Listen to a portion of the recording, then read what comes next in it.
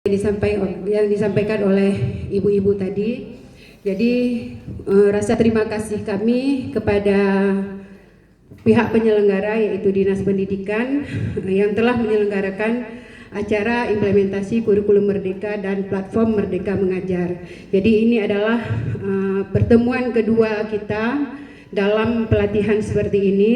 Jadi kalau saya merasakan melihat kalau pelatihan kedua ini lebih bermanfaat, lebih bermakna, karena pada pertemuan pertama kita itu di Janto itu hanya seperti sosialisasi tentang kurikulum Merdeka, tetapi pada kesempatan ini kita mempunyai kesempatan untuk bagaimana belajar, bagaimana caranya menyusun modul ajar.